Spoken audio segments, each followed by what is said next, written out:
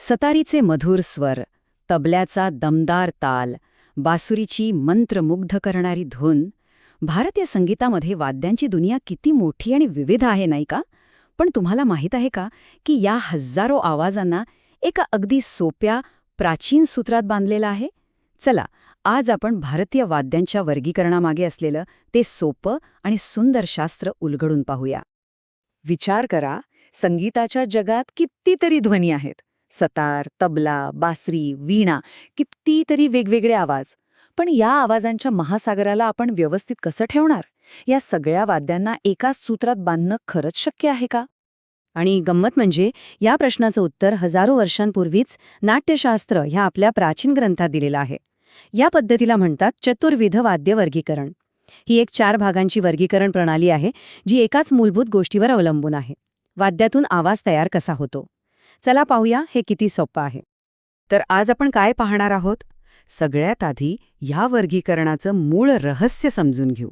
त्यानंतर संगीताच्या 4 स्तंभांना भेटू: तारांनी सजलेली तंत्रवाद्य, तालाने धडधडणारी अवनद्धवाद्य, ठोक्यांनी नाद निर्माण करणारी घनवाद्य आणि हवेतून सूर पेरणारी शुशीरवाद्य. आणि शेवटी या सर्वांमधून संगीताचं सार कसं उलगडतं ते पाहू. तर मग या वर्गीकरणामागचं रहस्य काय आहे? ते कुठल्याही गुंतागुंतीत नाही आहे, तर एका विलक्षण साधेपणात दडलं आहे. हे संपूर्ण वर्गीकरण फक्त एकच प्रश्नावर अवलंबून आहे: कंपनाचा स्रोत काय आहे? म्हणजे आवाज नक्की येतोय कुठून? चला, आपल्या पहिल्या प्रकाराकडे वळूया: तंत्रवाद्य. तंत्र या शब्दाचा अर्थच आहे तार. नावावरूनच एकदम स्पष्ट होतं की इथे ध्वनीचा उगम थेट तारांच्या कंपनातून होतो. अगदी सोपं आहे.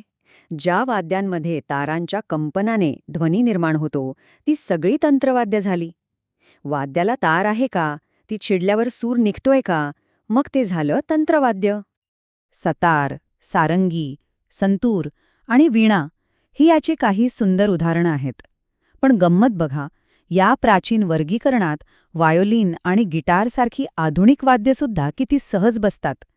यावरूनच कळतं की ही प्रणाली किती दूरदृष्टीची आणि कालातीत आहे. तर तारांमधून संगीत कसं जन्माला येतं हे आपण पाहिलं. पण तारांच्या पलीकडे ध्वनीचे आणखी कोणते स्रोत आहेत? चला शोधूया.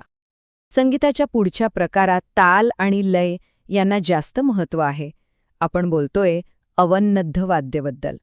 इथे नाद निर्माण होतो तो ताणलेल्या चामड्याच्या कंपनातून.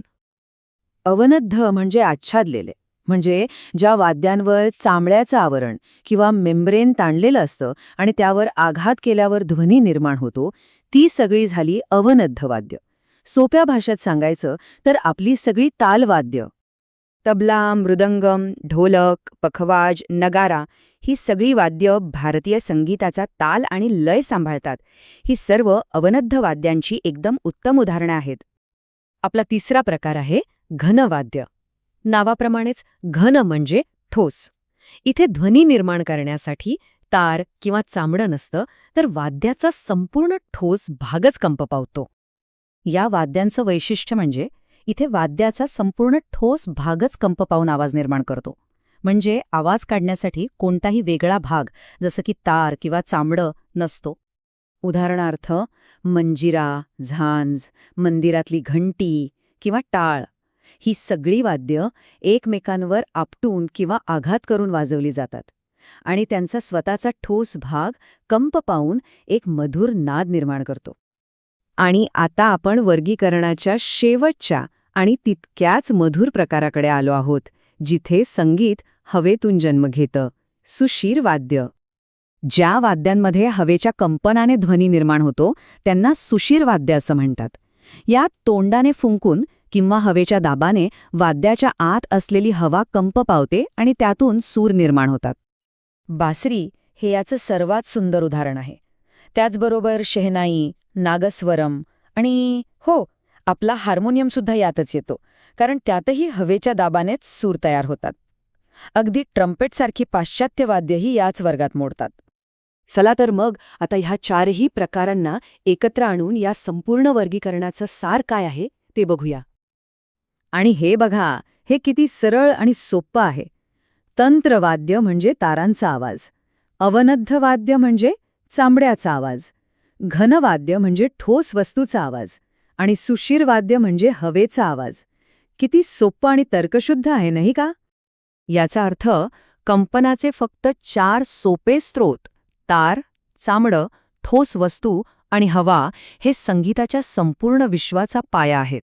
या प्राचीन भारतीय विचारात किती गहनता आणि त्याचवेळी किती साधेपणा आहे. आता जाता जाता एक विचार, या प्राचीन ज्ञानाचा चष्मा लावून आपण आजच्या आधुनिक संगीताकडे पाहू शकतो का? पुढच्या वेळी कोणतंही गाणं ऐकताना त्यात या 4 पैकी कोणकोणत्या प्रकारची वाद्य आहेत हे ओळखण्याचा प्रयत्न करायला नक्कीच मजा येईल.